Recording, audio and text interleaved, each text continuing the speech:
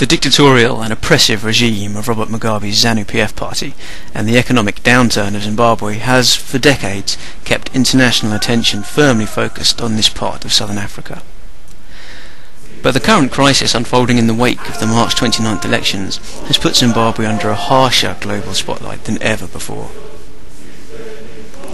As official inflation rates spiral out of control above 150,000%, unemployment hovers around 85%, and the majority of Zimbabweans face starvation, the electoral results that have leaked out seem to indicate a substantial victory for the opposition party, the Movement for Democratic Change, and a firm defeat for Mugabe.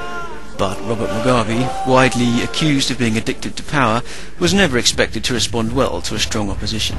They will get arrested and get bashed by the police. The results of the presidential poll are still being withheld, and a partial recount of the parliamentary election has begun, a process which has been declared illegal and which international observers say has been riddled with corruption and irregularities. Meanwhile, Mugabe is reported to have mobilised his so-called war veterans, a rabble of violent but loyal Yobs, on a mass crusade across the country to suppress any hint of opposition and to bully people into supporting his party in the event of the second round of the election, a tactic which Mugabe has used to secure his position in power in previous elections. As the world watches expectantly and international pressure mounts on Southern African regional leaders to take firmer action as the crisis unfolds, it seems like a good time to look at the roots of the current situation, to explore aspects of the history of the man who has since become synonymous with tyranny, lawlessness and oppression. Robert Gabriel Mugabe was born on February 21st, 1924, in a small village called Matibiri in the Zimbabwe district of Zimbabwe, and was raised among Jesuits at the nearby Kutama mission. Back then, Zimbabwe was known as Southern Rhodesia, and had become a self-governing British colony the year before Mugabe was born.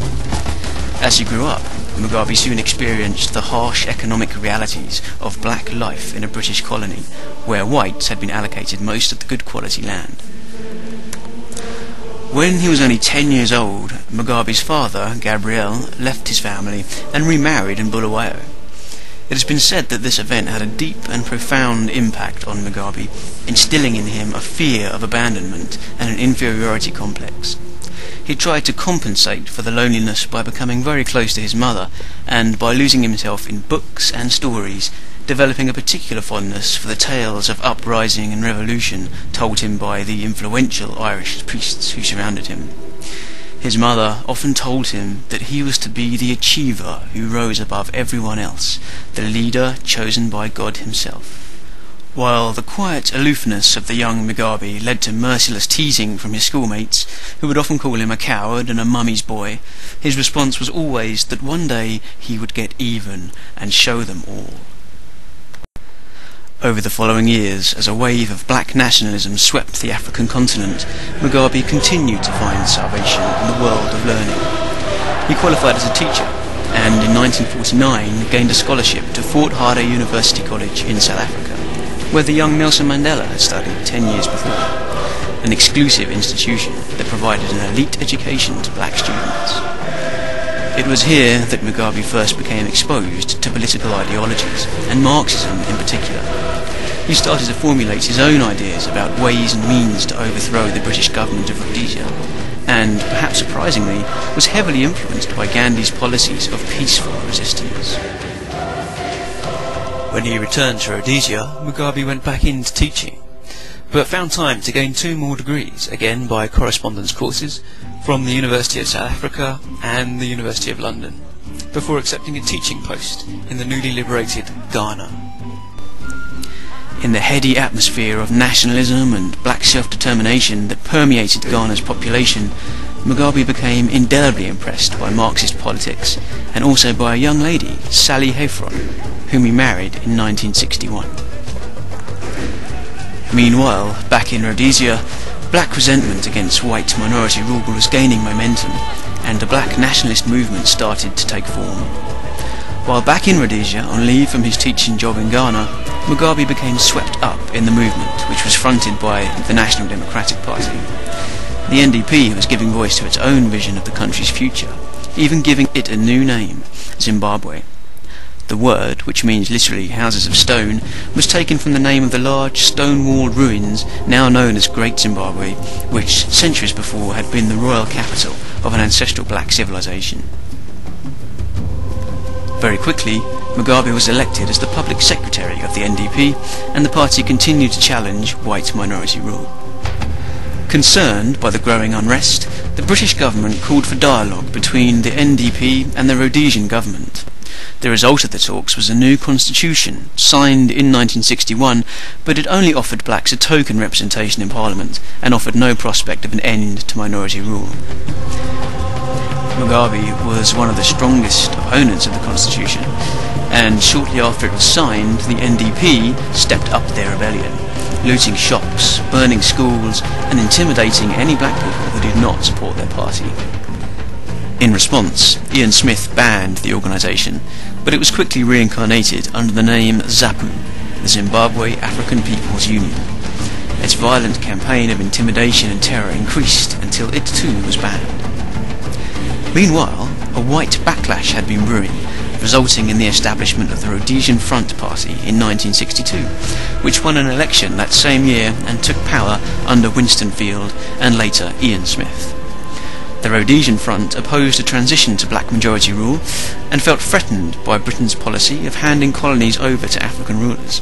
I don't believe in black majority rule ever in Rhodesia, not in 1,000 years. As a result, Ian Smith sought to entrench white minority rule by declaring unilateral independence from Britain in 1965. However, black unrest continued to boil, becoming ever more violent, which soon turned into full-scale warfare. The Bush War, as it was known, waged for 7 years and resulted in 27,000 deaths. Every ZANU and ZAPU leader was imprisoned, including Mugabe, who was arrested for subversive speech and spent the next 11 years in prison.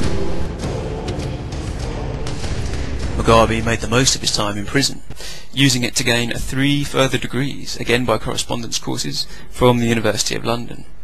However, it was while he was incarcerated that his 3-year-old son, who had been staying with his wife in Ghana, died of a severe case of malaria. The Rhodesian authorities refused to allow Mugabe out of prison to comfort his wife and grieve the loss of his son. Sally moved to London, where she soon suffered a nervous breakdown as the British government threatened to deport her.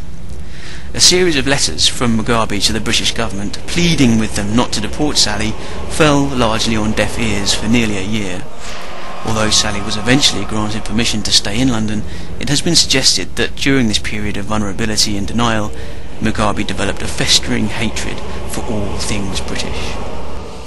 In 1974, Mugabe was allowed out of prison to attend a conference, but he used the opportunity to escape and fled into Mozambique, where he spent the next 5 years in exile. While he was there, he rallied support for ZANU, and very soon had gained firm control of both the party and its army. Meanwhile, countries around Rhodesia had grown tired of the relentless and expensive guerrilla war and forced Ian Smith to the negotiating table to relinquish his grip on white minority rule. Mugabe returned to Rhodesia at the helm of his party, now called ZANU-PF, and was given a hero's welcome. A conference was held in September 1979 at Lancaster House in England, where a new constitution was drawn up and the stage was set for an election to be held the following year under the temporary supervision of a British governor. Mugabe won the election, gaining 63% of the national vote, and so became the first Prime Minister of the new Zimbabwe on the 14th of February 1980.